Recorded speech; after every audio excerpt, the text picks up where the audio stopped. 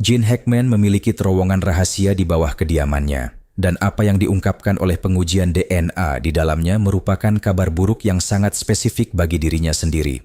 Bukan untuk warisannya, bukan untuk cara publik mengingatnya, melainkan untuk dirinya secara pribadi, untuk pilihan-pilihan yang pernah ia buat, dan untuk apa yang kini bisa dibuktikan oleh penyidik federal bahwa ia lakukan secara sengaja di tahun-tahun sebelum kematiannya. Temuan DNA tersebut langsung memicu klasifikasi keamanan nasional secara seketika. Kasus ini ditarik dari jalur investigasi standar hanya dalam hitungan jam.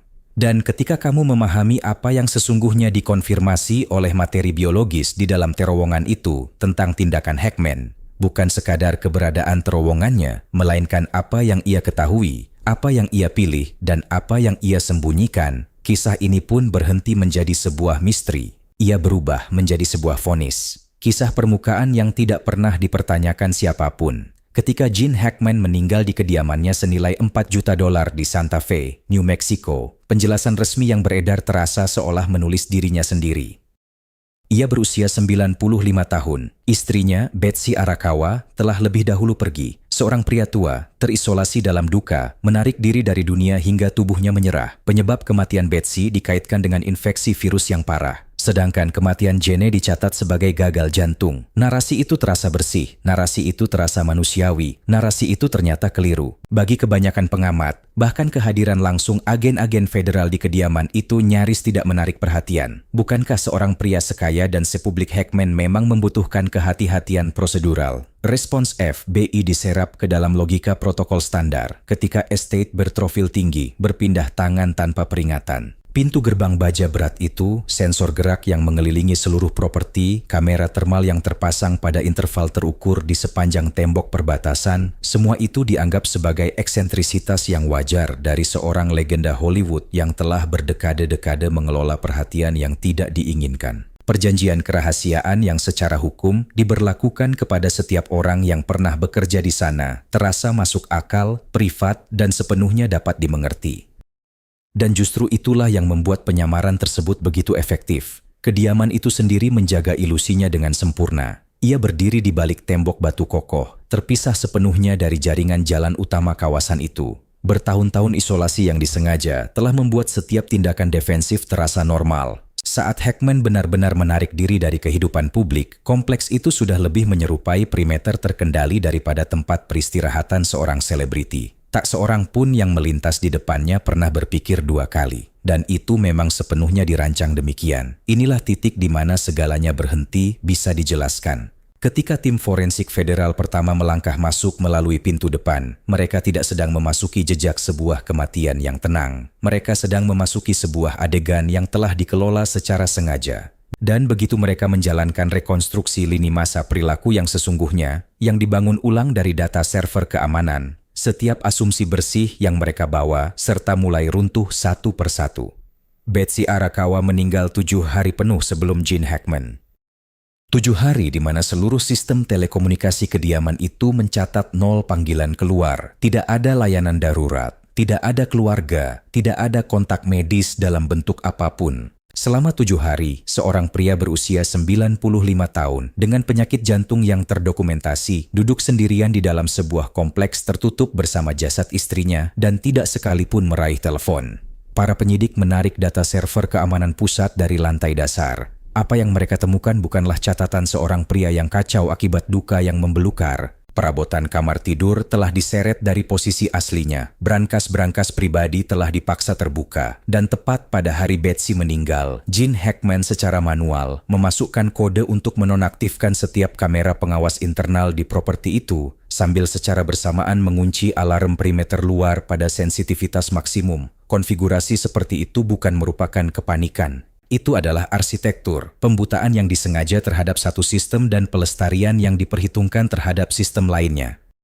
Sebuah pengaturan yang dibuat oleh seseorang yang memahami dengan tepat apa yang sedang mereka lakukan dan apa yang perlu mereka sembunyikan. Para analis perilaku yang didatangkan untuk meninjau data keamanan itu tidak memberikan ruang untuk keraguan. Ini bukan disorientasi emosional. Ini adalah tanda tak terbantahkan dari sebuah proses penahanan yang disengaja dirancang untuk membutakan lingkungan di dalam sambil mempertahankan penghalang luar pada kekuatan operasional penuh. Detail ini penting Karena apa yang kemudian akan dikonfirmasi oleh catatan forensik federal.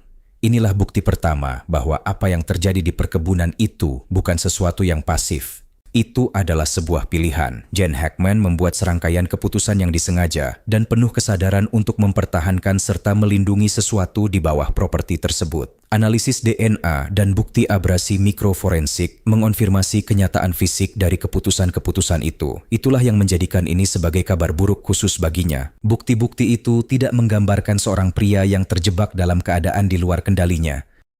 Yang tergambar adalah seorang pria yang tahu persis apa yang ia jaga dan berulang kali memilih untuk terus menjaganya hingga akhir hayatnya. Apa yang ditemukan LAR di dalam batuan dasar memaksa agen-agen federal untuk menggali lebih jauh secara harfiah. Peralatan pemindai LAR dan susunan pencitraan termal dikerahkan di seluruh properti Santa Fe. LIDAR, yang merupakan singkatan dari deteksi dan pengukuran jarak menggunakan cahaya, bekerja dengan memantulkan pulsa laser berkecepatan tinggi ke permukaan, lalu mengukur waktu pantulannya dengan presisi luar biasa, membangun peta 3 dimensi yang sangat detail dari rongga-rongga tersembunyi di bawah struktur apapun tanpa harus mengganggu tanah di atasnya. Ini adalah teknologi yang sama yang digunakan untuk menemukan kota-kota kuno yang terkubur di bawah kanopi hutan lebat. Di sini, teknologi itu diarahkan ke bawah melalui lantai rumah seorang pria yang telah meninggal dunia. Pada lintasan pemindaian pertama, sistem menandai anomali suhu yang sangat dalam. Anomali itu memanjang dari balik dinding perpustakaan pribadi Gene Hackman, turun menembus puluhan meter batuan padat New Mexico.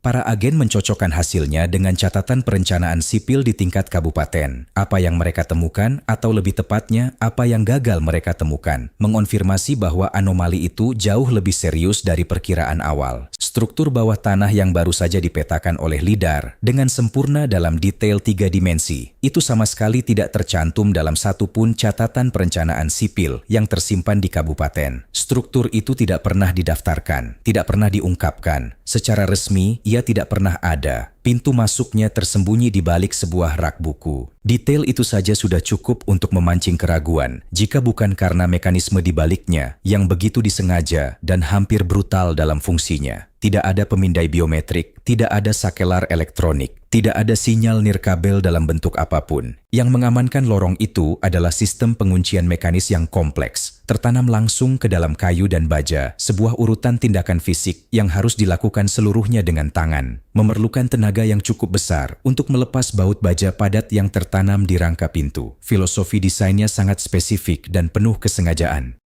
Sebuah sistem yang tidak menghasilkan tanda frekuensi radio. Sebuah sistem yang tetap berfungsi saat terjadi pemadaman listrik total. Sebuah sistem yang kebal terhadap pemantauan jarak jauh, pemicu tidak disengaja, maupun deteksi oleh peralatan pemindai elektronik. Siapapun yang merancang pintu masuk ini, membangunnya untuk ketahanan jangka panjang, kerahasiaan, dan daya tahan dalam kondisi yang tak pernah terpikirkan oleh kebanyakan orang. Para agen melangkah masuk dan mulai turun. Bagian atas terowongan yang paling dekat dengan permukaan tanah diperkuat dengan beton cor dan balok baja. Dr. Marcus Elford, seorang insinyur struktur yang tergabung dalam tim respons forensik federal, memeriksa jarak paku keling tersebut dan diam selama beberapa detik sebelum akhirnya berbicara. Jarak pemasangan dan metode penuangan beton itu sesuai dengan standar konstruksi keamanan tingkat militer dari era tahun 1950-an. Persis. Ia memberitahu kepala penyelidik bahwa dalam 30 tahun pengalaman penilaian struktural, ia hanya pernah menemukan konfigurasi paku keling seperti itu di 2 lokasi lain. Keduanya adalah instalasi federal yang diklasifikasikan. Namun pada kedalaman 40 kaki, segalanya berubah. Beton industrial berhenti, balok-balok baja menghilang. Yang menggantikannya adalah dinding batu kasar yang diukir dengan ribuan bekas pahat primitif. Kualitas udara di bagian bawah mengungkapkan sesuatu yang sangat mengusik pikiran. Gradien termal yang tidak wajar, perubahan kelembapan yang tiba-tiba, dan konsentrasi partikel logam teroksidasi yang padat melayang di udara. Jenis jejak kimiawi seperti ini biasanya ditinggalkan oleh paparan berkepanjangan terhadap bahan-bahan dan proses yang sama sekali tidak seharusnya ada di dalam gua alami yang tersegel. Inti batu yang diukir dengan tangan pada terowongan ini bukanlah konstruksi modern. Itu adalah bagian dari formasi geologis buatan kuno yang dibentuk oleh tangan manusia jauh sebelum bagian atas era militer dibangun di atasnya dan jauh sebelum tanah tersebut dibangun menjadi sebuah estate. Apapun tujuan awal terowongan ini, ia sudah ada sebelum pembangunan pada tahun 1950-an yang menyembunyikannya. Ia sudah ada sebelum estate itu sendiri berdiri. Mungkin ia bahkan sudah ada sebelum siapapun yang saat ini masih hidup dan mengetahui keberadaannya. Ini bukan bunker dengan bagian lama di dalamnya. Ini adalah struktur kuno yang telah diperkuat, dimilitarisasi, dan dikubur di bawah sebuah estate pribadi dengan niat yang sangat disengaja agar tidak seorang pun di luar sana pernah menemukannya. Apa yang dikonfirmasi oleh DNA, sampel debu yang diambil dari mekanisme pengunci mekanis terowongan itu menceritakan kisah yang membuat seluruh arah investigasi kematian ini berubah drastis. Teknisi forensik khusus Raymond Foss yang ditugaskan ke tim bukti federal dari kantor lapangan Albuquerque adalah analis pertama yang memeriksa roda gigi bagian dalam sistem penguncian tersebut di bawah pembesaran. Ia mendapat instruksi untuk mencari hal apapun yang tidak konsisten dengan ketidakgunaan jangka panjang. Namun apa yang ia temukan justru membuatnya meletakkan instrumennya dan menghubungi supervisornya sebelum menuliskan satu kata pun dalam laporannya. Bekas abrasi logam pada roda gigi bagian dalam itu masih baru, bukan berusia berbulan-bulan, bukan bertahun-tahun, melainkan berhari-hari selaras dengan presisi forensik pada jendela 7 hari antara kematian Betsy Arakawa dan Gene Hackman. Implikasinya tidak bisa dihindari. Seorang pria berusia 95 tahun dalam tahap penurunan jantung yang telah terdokumentasi tidak menghabiskan hari-hari terakhirnya terbaring di tempat tidur. Ia telah turun ke dalam terowongan itu. Ia telah mengoperasikan kunci-kunci mekanis yang berat tersebut.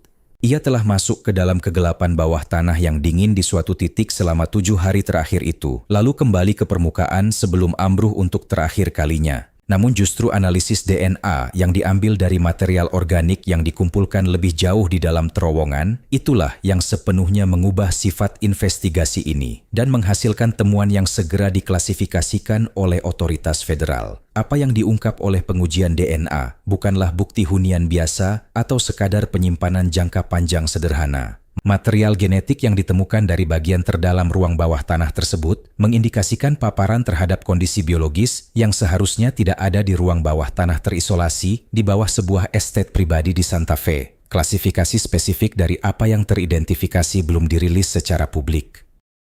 Yang telah dikonfirmasi melalui sumber-sumber yang dekat dengan tim forensik awal adalah ini. Temuan DNA tersebut memicu eskalasi respons federal secara langsung. Kasus ini ditarik dari saluran investigasi standar dan dialihkan melalui protokol klasifikasi yang biasanya hanya diperuntukkan bagi urusan infrastruktur keamanan nasional yang sedang aktif. Bukan keingintahuan historis, melainkan kekhawatiran yang sedang berlangsung secara aktif. Material organik yang ditemukan di ruangan itu tidak memiliki penjelasan yang tidak bersalah. Kehadirannya memastikan bahwa terowongan itu tidak sedang dalam keadaan dorman. Sesuatu yang bersifat biologis, sesuatu yang menghasilkan jejak bukti DNA yang dapat dipulihkan, telah aktif di ruang tersebut. Dan orang-orang dengan kewenangan untuk mengklasifikasikan temuan itu memutuskan dalam hitungan jam setelah menerimanya bahwa publik tidak perlu mengetahui apa itu. Apapun yang sedang dilakukan Gene Hackman di terowongan itu, apapun yang sedang ia pantau dan lindungi, membawa signifikansi tingkat negara yang jauh melampaui pilihan pribadi seorang aktor pensiunan yang hidup tenang di gurun New Mexico.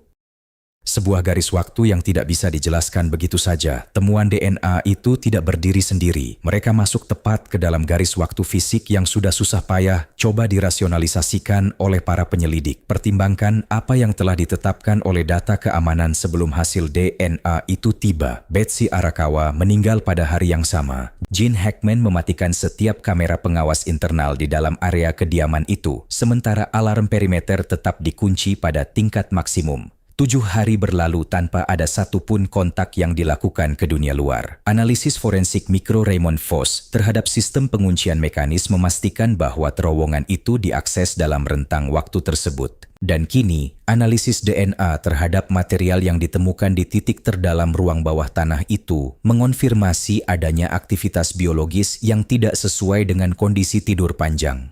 Setiap titik data yang diambil secara terpisah mungkin masih bisa dijelaskan. Seorang pria yang mematikan kameranya di jam-jam pertama kedukaan. Seorang pria tua yang mungkin linglung lalu menuruni tangga yang seharusnya tidak ia lewati. Kontaminasi DNA dari puluhan tahun kontak manusia, tetapi ketika semua itu ditumpuk satu di atas yang lain secara berurutan, penjelasan-penjelasan itu runtuh begitu saja karena semuanya mengarah ke satu titik yang sama, yakni seorang pria yang di hari-hari terakhir hidupnya dengan jantung yang melemah sedang menjalankan tugas-tugas tertentu dalam urutan yang tertentu pula, bukan secara acak, bukan pula secara emosional, melainkan dengan presisi metodis dari seseorang yang telah menjalankan protokol itu berkali-kali sebelumnya. Inilah detail yang sama sekali luput dari liputan awal. Ketika para penyelidik tiba di lokasi kematian, tidak disengaja seorang pria tua yang bingung. Mereka tidak langsung mengklasifikasikan temuan forensis itu. Mereka tidak mengerahkan peralatan pelindung sinyal di bawah kegelapan malam. Mereka tidak mengeluarkan penahanan keamanan nasional atas catatan pengaduan kota dari tahun 2019. Kecepatan dan bentuk respons pemerintah justru menceritakan lebih banyak tentang apa yang sebenarnya ditemukan daripada pernyataan pers manapun yang pernah dikeluarkan. Dan temuan DNA bukan satu-satunya anomali biologis yang ditandai dari ruang tersebut. Sampel atmosfer dari bagian terdalam terowongan itu mencatat senyawa kimia yang berkaitan dengan proses metabolisme organik, bukan residu kuno, bukan pula hasil proses geologi, melainkan senyawa aktif yang dihasilkan oleh sistem biologis yang masih hidup. Temuan itu disertakan dalam perintah klasifikasi yang sama dengan analisis DNA. Keduanya disegel dalam jendela waktu 12 jam yang sama, ruang di bagian paling bawah. Ketika tim investigasi lengkap mencapai dasar terowongan, mereka memasuki ruang yang menghancurkan seluruh kerangka berpikir yang mereka bawa. Lantai batu alami itu telah dengan sengaja diratakan. Permukaannya diukir dengan sistem koordinat astronomi yang rumit, sebuah pemetaan presisi dari orbit planet yang mengisyaratkan pengetahuan matematika tingkat lanjut yang sama sekali tidak sesuai dengan penggunaan pribadi yang kasual. Peti-peti kayu tersebar di lantai berisi komponen metalurgi yang asalnya tidak diketahui. Banyak di antaranya dicetak sebagai satu bagian padat utuh tanpa sambungan las, sebuah metode manufaktur yang tidak memiliki preseden dalam catatan kerja logam industri awal abad ke-20. Namun bukan itu yang membuat ruangan itu terhenti. Tertanam di sepanjang dinding batu kasar, diamankan dengan braket logam tahan korosi, terdapat sebuah sistem komunikasi sirkuit tertutup. Kabel koaksial tebal yang dilindungi karet industri pekat menembus langsung melalui dinding di atasnya dan memotong puluhan meter batuan padat sebelum berakhir di jantung ruang bawah tanah itu. Analis sistem kelistrikan Dr. Claire Souza yang dipinjamkan dari Unit Penilaian Infrastruktur Federal didatangkan untuk mengevaluasi sirkuit tersebut. Ia mengonfirmasi dalam catatan resmi bahwa ini bukan peninggalan dari renovasi lama. Ketika ia menelusuri sumber daya listriknya, ia menemukan deretan baterai alkali terlokalisasi yang beroperasi sepenuhnya mandiri dari jaringan listrik kediaman di atasnya, dengan ukuran dan konfigurasi yang dirancang untuk berjalan tanpa gangguan, bahkan saat terjadi pemadaman total di permukaan. Ia menyampaikan kepada para koleganya bahwa ini adalah salah satu infrastruktur kelistrikan paling disengaja yang pernah ia nilai di luar fasilitas terklasifikasi. Sistem itu aktif. Pelindung fisiknya menunjukkan bukti nyata adanya pembersihan rutin dan perawatan yang disengaja, dilakukan secara konsisten untuk melawan tingkat kelembapan yang ada di dalam gua tersebut. Ketika Souza membongkar konektor fisiknya untuk memeriksa bagian dalam, ia tidak menemukan mikrofon, tidak ada speaker, tidak ada mekanisme komunikasi suara dalam bentuk apapun di kedua arahnya. Kabel itu berakhir pada sebuah transducer sinyal mekanikal berukuran besar, sebuah perangkat yang satu-satunya fungsinya adalah ditekan ke permukaan padat untuk menangkap getaran frekuensi sangat rendah. Fluktuasi tekanan yang sangat kecil, gerakan halus yang merambat melalui dinding batu yang tebal, diubah menjadi sinyal listrik, lalu dikirimkan ke atas melalui kabel yang terkubur langsung menuju sebuah speaker pemantau tersembunyi di dalam kamar pribadi Gene Hackman yang berada di lantai atas. Selama bertahun-tahun lamanya yang jumlahnya tidak diketahui, Gene Hackman tidak sekadar tinggal di rumah besar itu. Ia telah ditempatkan di sana, mendengarkan bukan suara, bukan siaran, bukan dunia luar, melainkan getaran dari apapun yang menekan sisi lain, sebuah dinding tertutup 40 kaki di bawah lantai kamar tidurnya, pintu yang tidak bisa dibuka itu. Di ujung akhir kabel analog tersebut, menempel pada struktur paling dalam di dinding terjauh ruang bawah tanah, di mana gua menyempit menjadi penyempitan yang tidak wajar. Terdapat sebuah pintu besi besar yang masif. Pintu itu tidak dibuat dari bahan balistik modern. Terbuat dari baja karbon yang telah lapuk dimakan usia, permukaannya benar-benar rata. Tidak ada pegangan di bagian luar, tidak ada kunci mekanis, tidak ada papan tombol elektronik, tidak ada engsel yang terlihat di kedua sisinya. Setiap sambungan di sepanjang tepinya, setiap titik di mana pintu itu bertemu dengan bingkai batu alami di sekitarnya, telah disegel dengan garis las yang terus-menerus, tidak terputus, permanen, dikerjakan seluruhnya dari sisi eksterior. Inilah detail yang sepenuhnya menghancurkan kerangka penyelidikan. Pintu bunker dibangun untuk melindungi orang-orang di dalamnya dari ancaman luar. Pegangan, baut, mekanisme pengunci, semuanya ada agar orang-orang di dalam tetap memegang kendali. Mereka bisa membukanya, mereka bisa keluar. Namun sebuah pintu yang dilas permanen dari luar tanpa mekanisme apapun di kedua sisinya mengikuti logika yang sama sekali berbeda. Ini bukan pintu yang dibangun untuk melindungi. Ini adalah pintu yang dibangun untuk mengurung, untuk menyegel, untuk memastikan bahwa apapun yang ada di sisi sebaliknya tetap berada di sana secara permanen dan tanpa syarat. Ketika detail tunggal ini sampai ke tangan para penyidik federal, seluruh narasi tentang rumah besar di atasnya pun terbalik. Tembok batu yang menjulang tinggi, perjanjian kerahasiaan ketat yang menghapus setiap karyawan dari catatan publik, isolasi total dari jaringan jalan dan infrastruktur utilitas di sekitarnya. Tindakan Gene Hackman yang dengan sengaja mematikan kamera pengawas internalnya sendiri pada jam-jam setelah kematian istrinya. Semua itu tersusun bersama dalam cahaya pintu baja yang terlas itu. Tidak satupun dari tindakan-tindakan ini terbaca sebagai langkah privasi seorang pria terkenal yang lelah disorot kamera. Ia tidak sedang melindungi dirinya dari dunia. Ia sedang melindungi dunia dari apapun yang ada di balik penghalang yang tersegel itu. Selama bertahun-tahun, mungkin 2 dekade penuh terakhir hidupnya, Gene Hackman telah menjadi satu-satunya penjaga sipil dari sebuah struktur penahanan geologis, menggunakan pertahanan perimeter rumah besar itu untuk mencegah akses tak sengaja ke pintu, masuk terowongan, mengandalkan kabel analog dan speaker pemantau untuk terus melacak tekanan, ritme, dan getaran dari apapun yang ditahan oleh pintu besi itu, memverifikasi hari demi hari bahwa segel fisik tersebut tetap utuh tidak tertembus. Besarnya beban yang ia pikul sendiri itu terungkap paling jelas dari apa yang kemudian dilakukan oleh pihak berwenang federal. Mereka memiliki peralatan pemotong plasma di lokasi, alat bermutu industri yang mampu menembus struktur baja apapun dalam hitungan menit. Namun tidak satu pun agen yang hadir mendapat wewenang untuk mengaktifkannya. Para spesialis keamanan nasional berdiri di hadapan pintu berkarat itu, menganalisis garis-garis las, mendokumentasikan peta bintang astronomi yang terukir di lantai, lalu mengambil satu keputusan. Semuanya tetap tersegel. Penghalang itu tidak boleh ditembus. Mereka menolak membuka apa yang telah dijaga tertutup oleh seorang pria sepanjang hidupnya. Informasi dikunci rapat. Begitu laporan teknis yang merinci pintu terlas, kabel pendengar, dan temuan DNA rahasia itu mencapai komando pusat. Pengumpulan bukti di lokasi dihentikan sepenuhnya. Pemblokiran informasi total pun diberlakukan. Tidak ada dokumentasi forensik yang dirilis ke pers. Wartawan lokal yang mencoba mendekati area perimeter langsung dihalau oleh polisi militer. Kepemilikan lahan hutan di sekitar lokasi itu ditempatkan di bawah kendali khusus pemerintah dengan alasan ketentuan keamanan nasional yang mendesak. Setiap permohonan Freedom of Information Act yang meminta dena struktural lokasi tersebut ditolak menggunakan protokol klasifikasi tertinggi yang tersedia. Dan kemudian alat penghapus data itu ditemukan. Para penyelidik independen yang mencoba mengambil catatan kota menemukan bahwa keluhan warga yang diajukan antara 2019 hingga laporan-laporan terkini yang disampaikan oleh orang-orang yang tinggal beberapa mil dari perkebunan itu telah dihapus secara sistematis dari setiap basis data negara yang dapat diakses oleh peneliti sipil.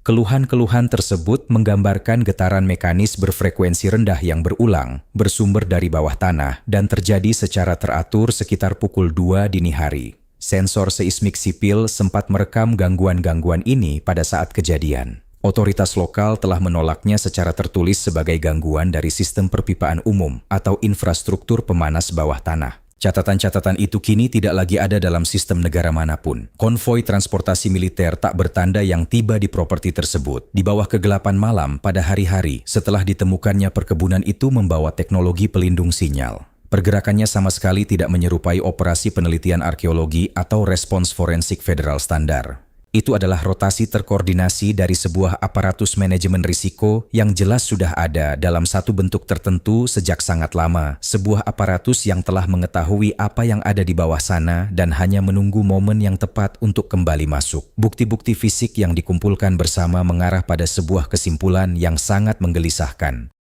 Sebuah otoritas yang kuat dan tak terlihat telah lama mengetahui keberadaan terowongan, ruang bawah tanah, pintu penahanan, dan sistem pendengar itu. Mereka tidak meresponsnya sebagai penemuan baru. Mereka bergerak untuk merebut kembali apa yang merupakan aset yang sudah ada, aset yang rupanya mereka biarkan dijaga, dibiayai, dan dirawat oleh seorang warga sipil tunggal atas biayanya sendiri selama beberapa dekade. Sementara mereka tetap nyaman tidak terlihat di latar belakang. Hanya ketika penjaga terakhir itu akhirnya ambruk, barulah mereka muncul untuk mengambil kembali apa yang selalu mereka awasi. Dan inilah yang tidak pernah ditanyakan oleh siapapun dalam liputan pers awal. Jika Gene Hackman benar-benar bertindak sendiri, jika ini hanyalah obsesi pribadi seorang pria tua yang eksentrik, mengapa pemerintah federal sudah memiliki protokol respons rahasia yang siap digunakan? Mengapa tim pemotong plasma telah diotorisasi sebelumnya untuk berada di lokasi tetapi dilarang menggunakan peralatan mereka?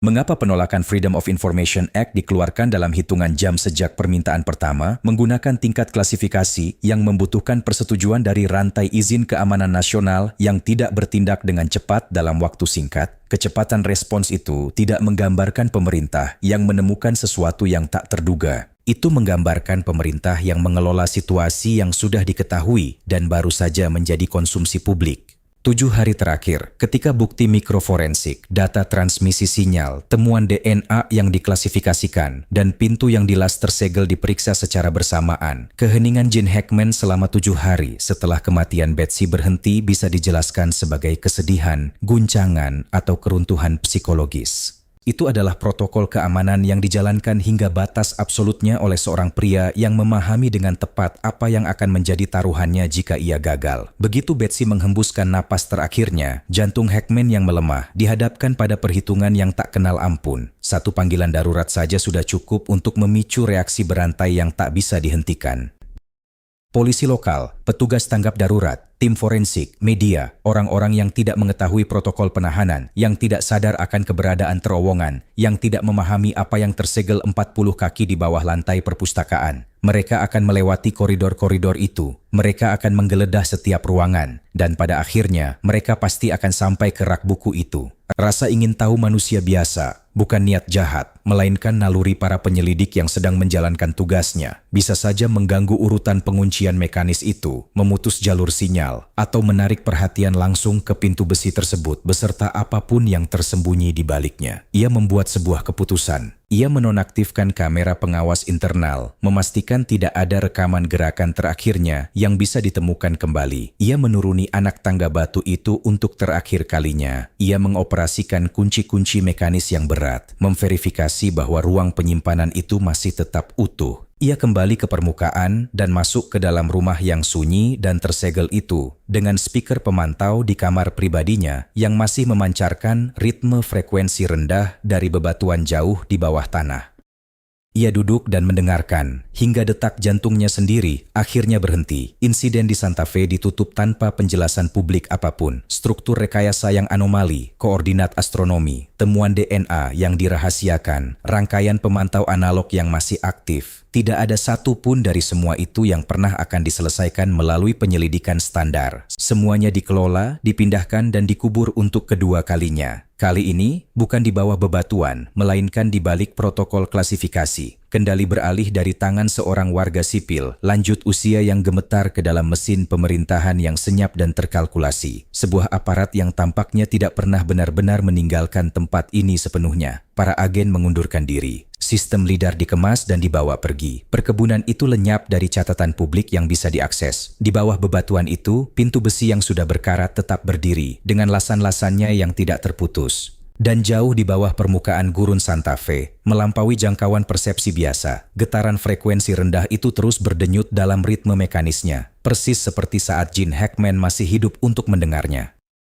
Apapun yang ia habiskan seumur hidupnya untuk didengarkan, semuanya masih ada di sana. Hanya pendengarnya saja yang telah berganti. Jika kisah ini memunculkan lebih banyak pertanyaan daripada jawaban, memang begitulah seharusnya. Berlangganan untuk lebih banyak investigasi yang menjelajahi tempat di mana catatan resmi berhenti.